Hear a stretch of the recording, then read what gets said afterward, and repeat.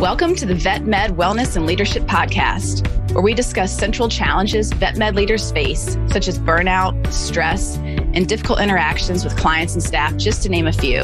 In each episode, you will hear about actionable solutions that you can apply to your practice and invitations to connect with fellow leaders who are passionate about improving the wellness of the vet med profession.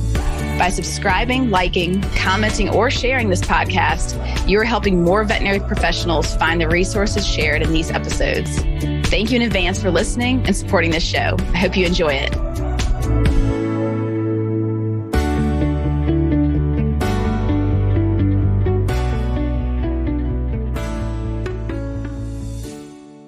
Right. Hey, everybody. Crystal Stokes here. And today, we're going to be going back to the topic of burnout, but taking it from another point of view.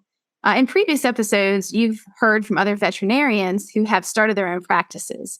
Well, today we're going to talk to a veterinary technician who has started her own business. And I want to talk with her about how owning your own business really helps prevent and reduce burnout.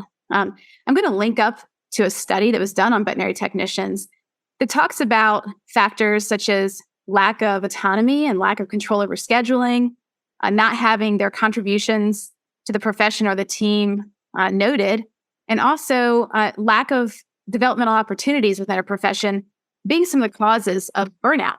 And I want to weave that into our story today about how Tiffany has had many of these opportunities in owning her own business to have more control over her schedule, to really feel like she's contributing to the profession, and also to have opportunities to develop herself professionally.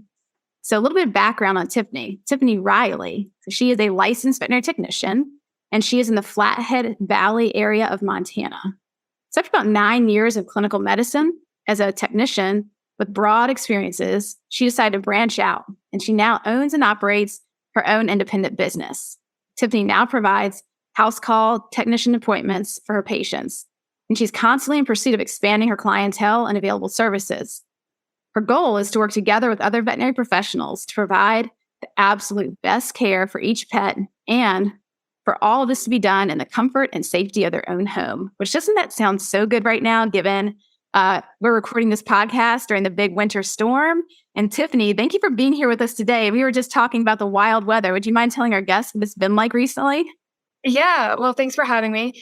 We were just conversing because we've been in one of the coldest winters that Montana has had in quite some time.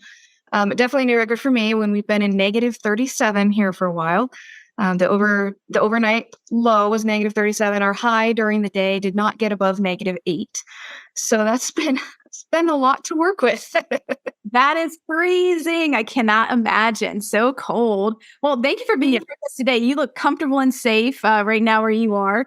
So, well, let's go ahead and start with a bit of your background. I'd love to know more about your past experiences, your educational background, and your licensure. Yeah. So I am licensed. I worked in the field as an assistant for a while. I want to say 2 years before I started pursuing my technician license. And at that point, my experience in the clinical setting was all small animal. And then I started working towards getting my license. There's no schools anywhere close by. The only one in Montana was started after I graduated. So I did all online program through San Juan College. And I worked full-time, switching to large animal as a technician while I worked on that. So it took me about 3 years. I got my licensing through San Juan College, working full-time. So I'm one of the technicians. I split the difference because you get the age-old battle of, is experience better or is schooling better? You can't argue with both. So I get to have both.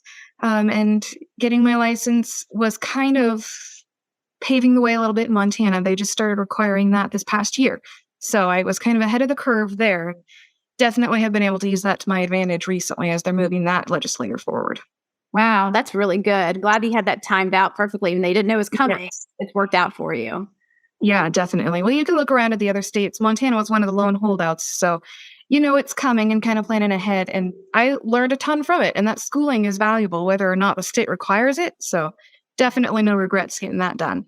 For sure. So what have you seen in terms of the need for technicians? I know my perspective is over here in California and with the people that I work with across the state, but I don't have any clients in Montana. I'd love to know what you've been seeing.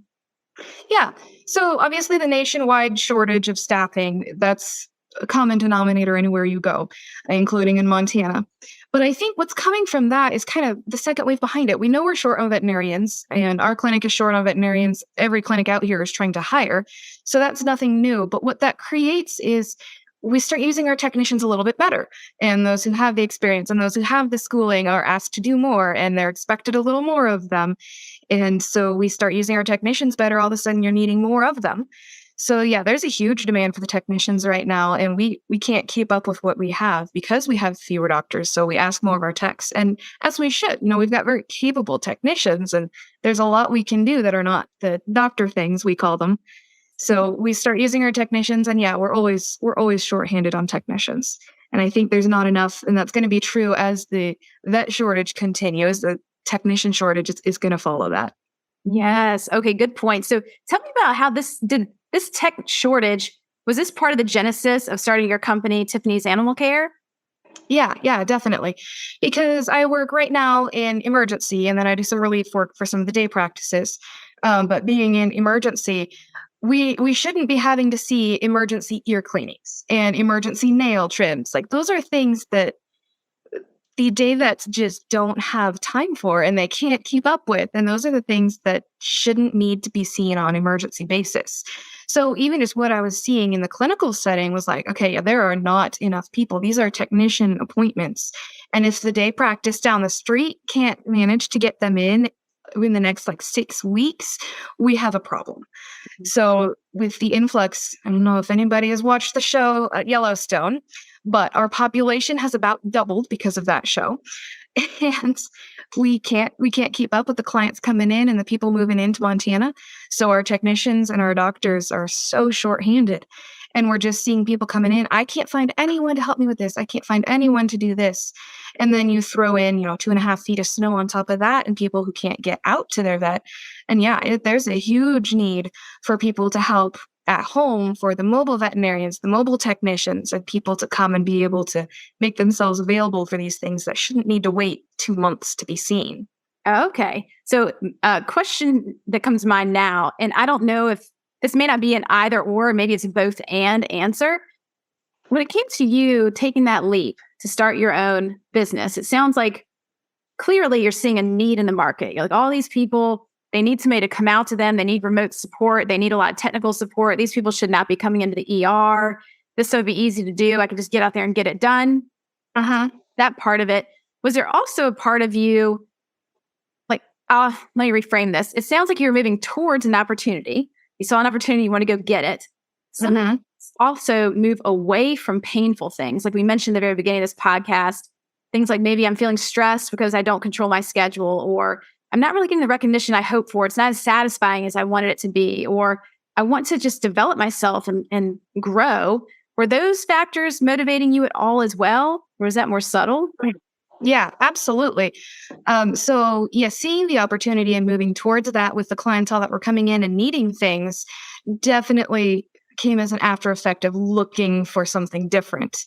And my friends and family and coworkers always give me a hard time because I'm always trying new things, because I'm always looking for that. And yeah, you get just plain old tired of the clinical setting, and you get tired of the day in and day out. So I would always be trying new things, and I teach a little bit, and I do some EMT stuff a little bit, and just always looking for a way to not get away from it because I love what I do, but get away from it a little bit.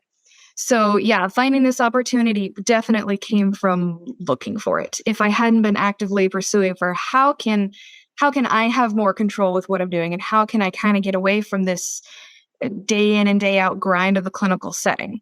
And I had my brother mentioned to me years and years ago, it's like, oh, you should do your own business as technician stuff. You guys would stay super busy. And I'm like, oh, there's no need for that. I'm just going to stay in the clinical setting. And then later when I'm like so tired and burned out and fatigued from the clinical setting, it's like, that's not a bad idea. Let's circle back to that here, because that does give me the control over what I'm doing and who I'm doing it for. And if I don't have the mental capacity to work for a specific client who's difficult, I don't have to. And there is nothing putting me in a situation where I'm forced to do something that I don't want to do, or maybe can't mentally do at that point. It's completely up to me and what I'm able to handle. So yeah, that was definitely a factor in what I chose to do. To elaborate on that a bit, I really appreciate you sharing this. Would you say that some of the things you're moving away from, I'm imagining in my own mind, would one be like economic euthanasia? Yeah, definitely. Definitely. Especially being, like I said, having so much experience in the emergency field, economic euthanasia is reality and it's definitely a part of life and it's a needed part. It's important and it meets a need for the people and the animal. And I definitely don't have a problem with it when it's used in the right situation. But it is becoming far more the normal and I don't want to say expected, but there is an acceptance with it that definitely grinds on you a bit. And when you look at a patient, and particularly, I don't know what it is about pyometris, but we see a lot of pyometris that people can't afford to treat or don't want to treat or whatever the situation may be that end up being the economic euthanasias. And that one really gets me because it's such an easy fix and a few treatments and a few things that you can do to manage that. But instead, you're put as the technician in a situation where you're euthanizing what's otherwise a healthy animal, sometimes a young animal, sometimes not, but it's a young, healthy one that has a great shot at life that is economically euthanized instead. And yeah, that gets to me a little bit. I think it gets to everybody that's in the field because you don't have that choice in that. And if that's what the doctor orders and the owner can afford to do, then that's what you do. Right. That's so challenging. Could you share a few other things that in clinical practice you're kind of eager to have less of, and you're excited to have that change when you started your own company? hmm I think I think a large part of it is I kind of mentioned before, but even just that autonomy and being able to take it case by case, because I'll get the phone calls of, hey, this is what's going on. Can you come out and help me with this pet? And being able to say yes or no to that, even just on a case by case basis, is huge because in emergency, what walks through the doors you take care of. And that's good. And we need that. And we need those people 100%. But being able to say no is huge. And it's definitely good. So it's the cases where I get a lot of calls for people looking for help with Parvo puppies. And being able to, I can help with a few of those, but eventually, when the prognosis isn't so good on those, they just get exhausting. And right now, especially with the weather as it's been, and then the slew of Christmas puppies coming through, there's been a lot of them. And the first one or two cases that come through, I'm all eager to help and excited to help, but being able to be like, you know what, I don't have another Parvo case in me, and I know you need help, but here's the places you can go, and they'll help you manage your Parvo puppy because I can't take another one.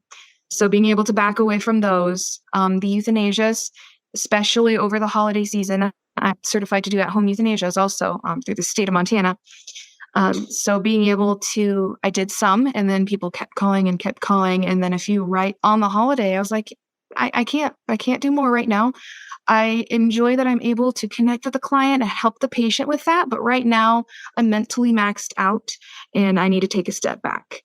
Yeah. So just having the freedom to be able to do that and be like, this is good and this needs to happen, but I personally can't take any more right now. And I personally need to have a break.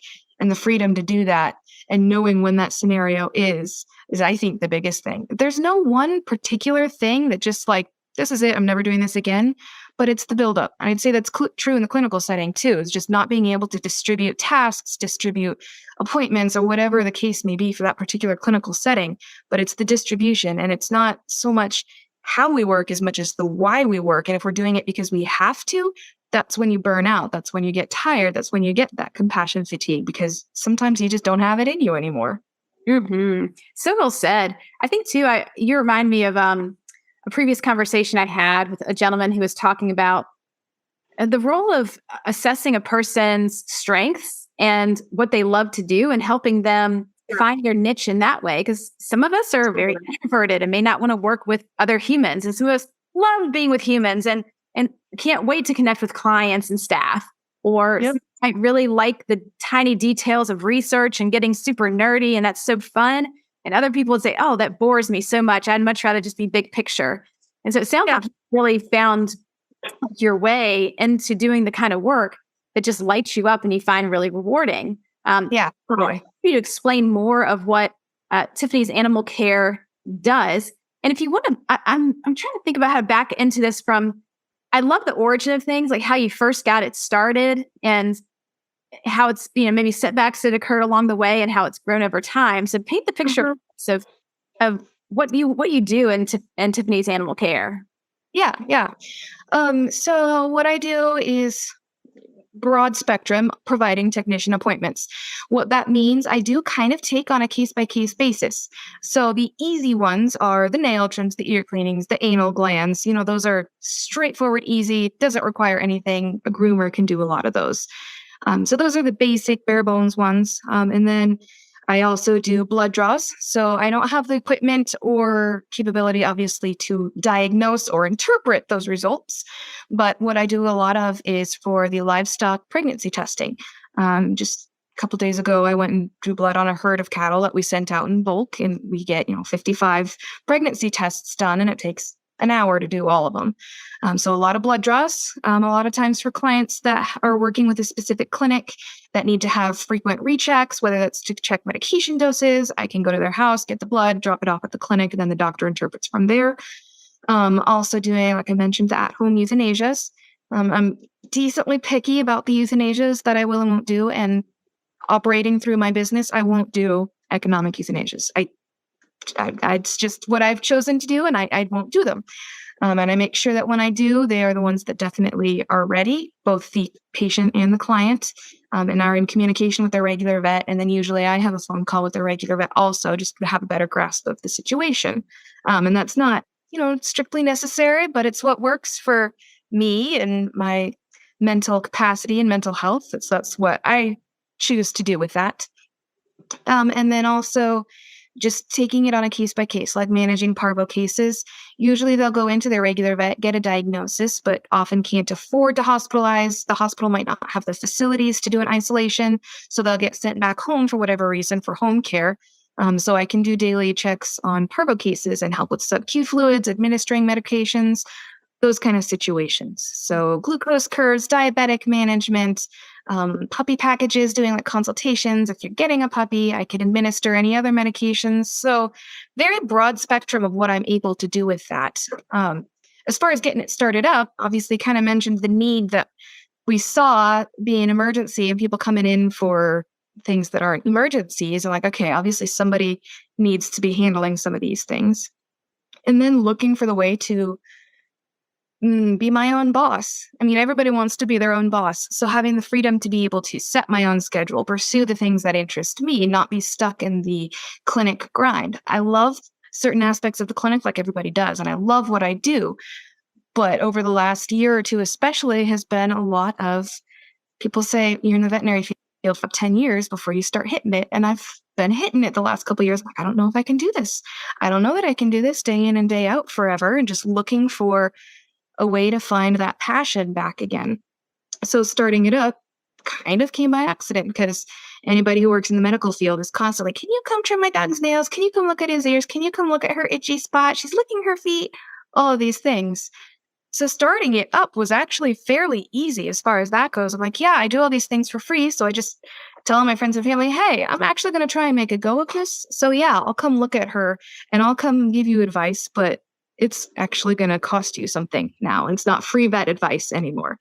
And I think that's really important for everyone in the veterinary field, because every time we leave the clinic, anybody finds out you're a vet or you're a technician or you're an assistant, whatever your position might be, there's questions that follow. Everybody wants free advice, and just being able to say, I will happily give you my advice. I'll walk you through it, but it's not going to be free. So that part was surprisingly easy. I would say my biggest difficulty, pushback that I've had with it so far has come from other practice owners and other veterinarians, which didn't surprise me, but I was a little disappointed about still, because they view me as competition. And I get that. It's, a separate owned thing in the Valley, and it's fairly new in our area. There are some bigger cities that have a lot of the technician owners and technician practitioners, but it's different here, little Montana. So the pushback with that being that they don't want to lose their clientele, they don't want to lose their business. But I just don't view it as a competition at all, because we don't have enough doctors. We don't have enough veterinary clinics. We don't have enough staff. So what I'm trying to do is relieve the pressure so that they can do the things that I can't. They can do their doctor things. They can do surgeries all day long, day in and day out. Let me handle the things that they can't do. They don't have the facility for a Parvo puppy. So send it home with the medications you need and let me take over so you don't have to have that battle. But that would probably be the biggest pushback I've gotten, is from the other vets and the other clinics in regards to competition with that. Interesting. Has it been a mixed bag? Do you find that there are some doctors or clinics that are glad to use your services and that some that just aren't? Definitely. And my boss at the emergency clinic has been super great, and they refer people to me all the time when they come into the emergency. They're like, "Yeah, we don't do those, but here's a number you can call." So they've been great about that. A couple other clinics that I've worked with have just thought it's awesome to have people doing the home care, especially for their elderly clients. I get a lot of those who can't drive, whether it's because of the dark, because it gets dark crazy early here, or the snow, whatever the case may be. A lot of clinics are like, this is great. We definitely want to use you for our older clients and refer you to them. But then there's a lot of clinics who I get some pushback from who are like, well, you aren't allowed to do this. You need to have a doctor doing these things. And no, I actually don't. I'm very careful.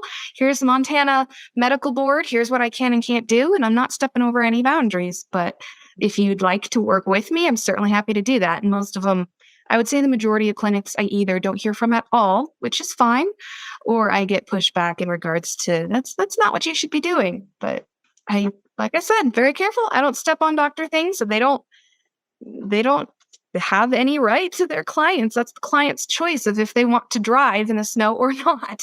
I appreciate too how you've really covered your bases when it comes to the Montana legalities. Like, what are you allowed to do versus not? And you state that very clearly. I checked out your website. I thought it was just so well done. How you lay out the different services. You provide services directly to clients as well as services to the veterinary clinics, so they can partner with you if they need that additional help to say, hey, Mrs. Jones, she can't leave the house, and we really want her pet to have this care. Would you mind coming out and working with her? Yeah, So totally. I think every company and business has encounters difficulties along the way. That's really natural. Yeah. I haven't gotten a ton from the other clinics yet. Like I said, there's been one or two that will refer or use me for services like that. But I do think that will continue to grow as I'm a little more established and they get used to me and they're a little less intimidated. Like, I'm not trying to steal any business, but I want to help the client and help you guys. You're just as understaffed as everywhere else. So I do think I will continue to get more and more of that as we build a relationship. I think the relationship part is so critical. And I'm thinking back to a previous episode with it was a veterinary couple, and they were providing a very unique service, which is an elderly pet care. And they were very adamant that they wanted to provide a service that was just missing currently, that to work synergistically with the general practice clinics to say, as you're getting to the point where an elderly patient really consumes way too much time, you just don't have the time or resources to mentor the client or be with the patient. They might need more at-home care. They need a lot more consultation.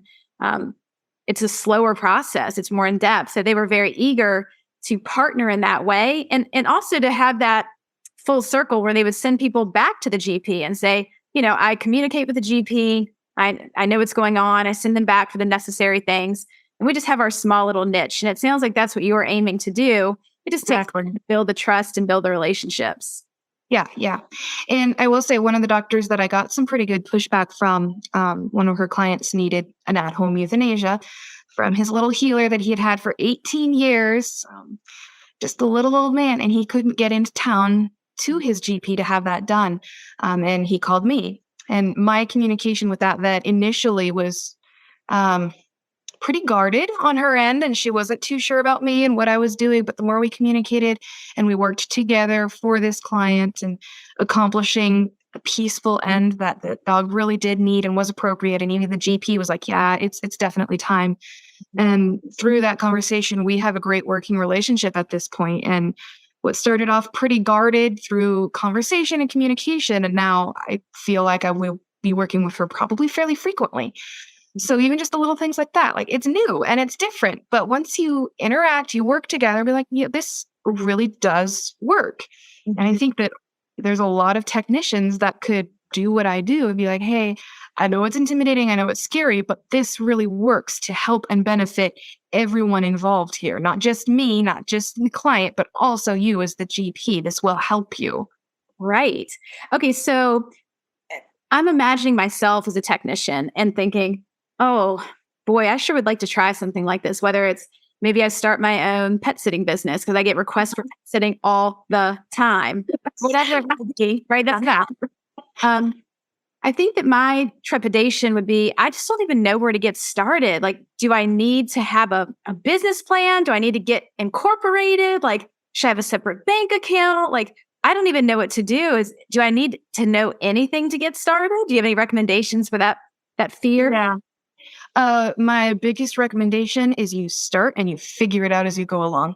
I have tried things that I'm like, oh, well, let's give this a try and see how it goes. Okay, that did not work. We're definitely not doing that. And we try something different and that kind of works. And you just got to start somewhere. And it varies so much depending on the state. So I would say the biggest place to start is looking into the state medical laws. What can you do as a licensed technician? What can you not?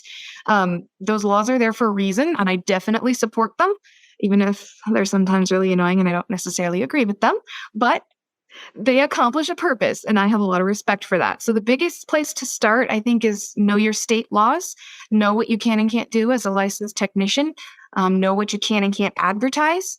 My business is Tiffany's Animal Care. It's not veterinary care. That is one of our state requirements. I am not a vet. I do not advertise as veterinary care. I offer animal care. So just the little things like that to be aware of. And then just some business sense, everybody starts in the same place. And I started in the same place as every other technician, and I didn't have any business knowledge, but you find the people who are doing something kind of cool, whether or not it's veterinary medicine. But I have a friend who started a construction business. So I went to that friend and be like, hey, what did you do? How did you start it? How did it go? What works and what didn't? And just finding those mentors and honestly, finding them outside of veterinary medicine helps a lot, because then there's no competition. There's no irons in that fire. Like, there's no competition in that to sway an answer. There's no bias. So finding those people to help you through it. And then as far as from a business owner standpoint, I always recommend having something as a protection. So those separate bank accounts, having it as an LLC is what I run mine under. So it's a limited liability corporation. So if something happens with my business and it goes under, I'm protected personally. I always will recommend that. You don't have to run it that way. You could run it as a sole proprietor and run it under you. But with anything related to healthcare and animals, I would be hesitant to do that. Finding insurance is a big one and not a cheap one. So kind of just starting with those things, and then you go from there. And that's what I started with. I established Tiffany's Animal Care as a business. And of course, I got all the house sitting and pet sitting requests all the time also. So I took a couple of those and used that basically as a startup money from those pet sitting opportunities. And I can't really take them anymore because I don't have the time. But that funding is what started to be able to turn around and invest in equipment to use for the next thing. And that's kind of where I'm at right now, is you add one service and then you use that service to pay for the equipment for the next service, and you just build upon yourself and you go from there. I have things that I started doing that I thought, oh, this is going to be big. This is what the clients are going to want me to do. That, like, okay, well, apparently not, but they like this instead. So I guess I'll offer more of that. And you figure it out as you go along. There's no script. There's no business plan for this. It's just, what do you like doing? What can you pursue? What brings you joy in your work? And what do the people around you need? And how can you combine all of those into your business? That's a great recipe. I really appreciate, you remind me so much of when I lived in Palo Alto, which is startup central, Silicon Valley. And you see that mentality of just being very resilient and willing to experiment. You know what? I have an idea, hypothesis. I think the clients are going to love this. I roll it out. It dies. Nobody wants it. Okay, no problem. I will just go back to the drawing board. I'll try the next thing. So there's a resilience. You don't take it personal. You don't crumble under the pressure. You just adapt and modify and keep moving forward. And I really love that message. And also how you kind of blend together doing what you enjoy and what you're good at, and what the people around you need, that all these things kind of overlap. It's really lovely. Yeah. And even like you were talking about too, with the GP not having the time to do geriatric care and maintenance and stuff like that, I love that. And part of what I do at the clinic, the emergency clinic that I'm still at, is they pretty much just give me all the discharge appointments. So whatever cases we've had, my responsibility is just connecting with these clients, going over your home care instructions and what that is. And before I started my business, I knew I loved that because of the clinic stuff that I did there. And I'm like, I love taking the time, connecting, going over each medication, answering all the questions. And I enjoy that. And that's the part of my job that makes the bad parts worth it. So I wanted to find, how can I do more of that and less of the economic euthanasias, less of the difficult clients, less of the stuff that gives me anxiety, the stuff that makes you hate your job. How do I balance those two things? And being able to be like, I want to be able to go to people's house. I want to answer their questions. I want to take this diabetic 18-year-old cat that they're giving insulin to and explain how it works, what they can do, and help them manage that. And those kinds of things are definitely my passion in it and what I love about vet med. So being able to take that and make a career that gives me those things is definitely my goal and my passion with vet med. You totally light up when you talk about the things you enjoy. I talk about, we have like a bucket of things that drain us and a bucket of things that energize us. And the more time we can spend doing the things that energize us, you just light right up. Let me ask you, from a logistics standpoint, where you're currently at in your business, what percentage of time would you say you're still working for the ER or other clinics in versus how much time are you spending proportionally in your business? Mm-hmm. So I was just discussing this with said business mentor. I am still working full time at the ER. I'm 40 hours a week. And I'm also doing my business on the side. And it's probably about 50-50. And I am completely maxed out in life and what I can handle. And something has to give. But the problem with independent business, as any business owner or vet doing a startup, as anybody finds out, you hit that point where you have to just take a leap and be like, I'm going for it. I'm going to cut back hours, or I'm going to quit entirely, whatever that looks like. And I'm about there. And it's scary. It's very scary. So my plan going forward at this point, I'm going to try and carry on through the winter. The holiday season is really busy for the ER. So I'm trying to stay full-time hours through there. And then this spring, I'm going to cut back probably fairly significantly to be able to devote more of my attention on my business. Because right now I have all I can take. And I'm working an easy 12, 14-hour day between my time at the ER and then my time doing my own business. And it's too much. Oh, we need to clone you. We need to clone you immediately. I know. Yeah. But then I love my job. I love my boss. I have a great clinic. I have great support staff here, the technicians I work with. So the other part of me is like, I don't want to leave them in the lurch. We're finally like adequately technician staffed. We've got a really good thing going. So is it crazy to want to do my own business? Maybe I should just quit that. But then you have the days where you burn out again. You're like, no. There's a reason I started this and there's a reason I want to do this. So just getting to the point where you're able to take a leap. And right now I'm 50-50 and going to have to probably make some life changes to be able to devote more into my business. And I'm really intimidated and scared of that, but so excited about it too. I can so sympathize with you, because I remember when I took the leap, when I left the job, that was the paycheck I could rely on every single month or every biweekly, and to fully go independent. And it is very scary. But what was comforting to me was to say, I can always go back to being employed. Technicians are in such high demand. You will always be employable, for this totally future. And same thing for me as a psychotherapist. I'd always have a safety net, which not everybody has. That's really fortunate. But what we're speaking about here is courage, which means you do it even though you're afraid. You're still going to be afraid, but that's okay. You can just go ahead and lean into that fear and work through it, because you are tough and you are strong. And I think that's really exciting. So tell me a little bit more about the future of your business. What do you envision for Tiffany's Animal Care? Yeah. I have to envision a lot of things. And what I envisioned from the get-go isn't really where it's at now. So I honestly don't really know where it's going to end up. But part of that is what's exciting too. And having that courage and leaning into it. I would say what I envision in the future, I have a lot of technicians who are like, when you need help, let me know. I want to get on that with you. I want to help you. But they don't have the time, the wherewithal, the desire, whatever the case may be, to do it on their own startup. So what I envision as far as long-term goals is I want to be able to be obviously completely self-employed through Tiffany's Animal Care, and offering that to the Valley, and then being able to bring in some technicians with me to be like, hey, I can't keep up anymore. So you really like this part of the job. You like doing the routine nail trims. How about you go for it? Anytime I get a nail trim, I'm going to send them your way. Or somebody else who's like, I really like the geriatric care. I really like working with the old patients. All right, let's make that your specialty. And you do that. And being able to have the freedom to just bring that to different technicians who find what they love doing, and you find your little niche and what you're good at combined with what you're passionate about. And I want to be able to bring as many technicians into that as possible. And I really think the future of veterinary medicine is going to be held a lot more by the technician than it has been in the past. And I think that's awesome. And I have a lot of technicians who are so capable and so good at what they do and so knowledgeable, way more than I am. I work with a lot of experienced technicians who know more than I do, but they don't have the desire maybe to chase down their own business. So I want to tap into that, and I want to pull that in with me and be like, hey, you're really good at this. How about you come help me and we do this together?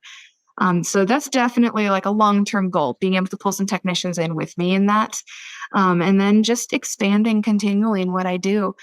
What I have right now is very spurty, I call it, where it will be crazy busy slammed for a week. And then the next week is like really dead, and then very spurty, and then really dead. And that comes from, I think, mostly my management, when I have time to devote to calling people and doing the advertising and marketing and that kind of thing. And then I get slammed, so I don't do anything, and then it's dead.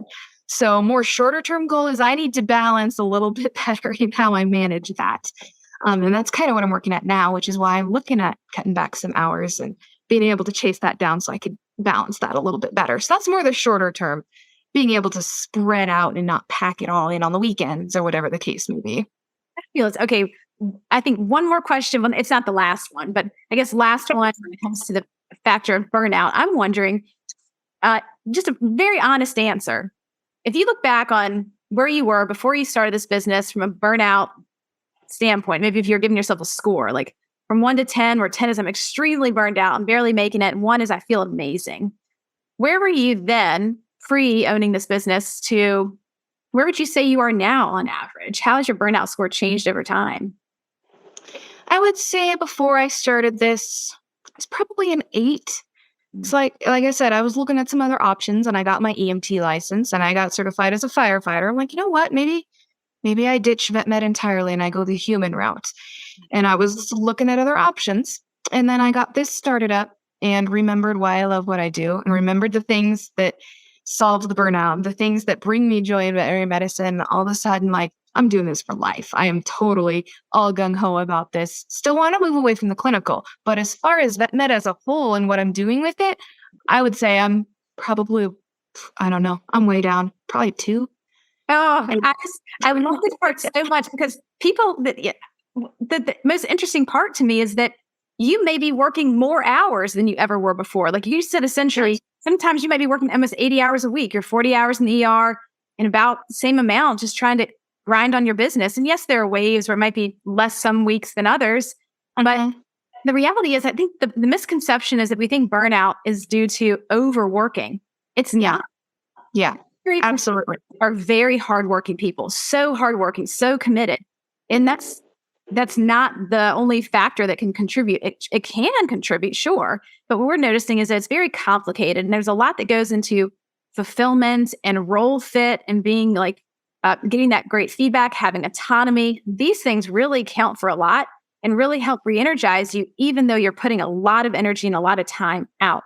So I love that you highlighted that today. That's a really important message. Yeah. And I think kind of tagging on to that is, burnout can be exacerbated when you're tired and when you're stressed, and overworking contributes to that for sure. But it's far more than that, because it's not about how much you're working, but like I mentioned earlier, it's far more about why you're working. And we live in the real world. We all work to get a paycheck. That's the reason we show up. If we didn't need a paycheck, we probably wouldn't show up to work. So that's the reality of it. But there's a reason we chose this job and this paycheck and this profession. And those are the reasons that cause you burnout. Everybody has to work. Not everybody has to work. Most people have to work and have a paycheck. And the reason of why you're there is far more far more of a factor than how much you're there. And being able to say, like, this is why I started this job, but this is why I'm leaving this job. And how can you minimize that this is why I'm leaving it? And it's far more about the control in what you do, whether that's control of your interests and your pursuits of that, control of the schedule is a huge one for a lot of technicians, especially doctors. Sometimes have a little more play with that. The control of staffing and staffing difficulties, drama in the workplace, all of those things that are such huge factors for burnout, far more than the number of hours you're working. And when you're working as an owner and running your own business, you have control over those things. I set what I want my schedule to be. I choose who I want my clients to be. I don't have to deal with the horrible ones. The client's not always right if I don't want them to be. And having control over those things is far more of a factor than setting your number of hours. So well said. That's a great take-home message for people to have today. And I've just so enjoyed having you on and learning more about the evolution of your company, where you are today. I'm even fantasizing about, revisiting this in a year and seeing where you are and how things have transformed. Yeah, totally. I'd love for you to also share how people can find you if they're interested in learning more about your company and a way to connect with you. How should they find you? Yeah, so my website is up, tiffany'sanimalcare.com. You can find me through there. That has all my contact information on it. Same email is the same, tiffany'sanimalcare@gmail.com. And anybody who's in the Flathead Valley, I mean, I drive a long ways for some of my people. So anybody who's in the Flathead Valley, whether you're client or clinic or staff or anywhere in between, I am all about connecting and just getting to know the community and the people around. If you're not from Montana or the Flathead Valley, or you have ideas, questions, whatever it may be, like anybody who's in the vet med field, we're, to say the cliche everyone is sick of, but we're all in this together. And especially in our veterinary field, like reach out, pull up my website. It's got my phone number. It's got my email. It's got the socials on there. So pull me up, tiffany'sanimalcare.com, and reach out with your questions, your advice. If you see something like, hey, you should try this, let me know. I'm all about trying the new things. But yeah, I am all about networking and connecting with people. I love it. And far more, it's interesting because I always was an introvert. I still consider myself an introvert. People are exhausting. My job would be easy if it wasn't for the people. But since starting my own business, all of a sudden I have a lot more desire to connect with people and interact with people and network with people. And I'm far more likely to want to go to the social things because I feel like I have something more to offer. Not that I do. Who I am hasn't changed, but it just gives me more of that desire to connect and desire to talk with people and get ideas and, hey, let's trade information and let's stay connected. So yeah, for all my local people, please reach out. Let me know how I can work with you, how I can work for you. And to the non-local people, let's connect and change ideas and mix things up. And I'm all about it. Absolutely. I'd love your energy and your enthusiasm. And I do hope that people listening will reach out. It's been so fun to connect with you. And I'm really just proud of you and the work that you're doing. I hope you keep it up. Thank you. I appreciate that. It's a lot of work and it's so worth it. So worth it. Thank you, Tiffany. Yeah, thank you. Thank you for joining me today. I hope that you feel stoked after listening to this episode. And as always, I would love to hear your comments and feedback. Is there a topic that you want to know more about? Please let me know. And thank you again for subscribing and sharing your favorite episodes with others. It really means a lot.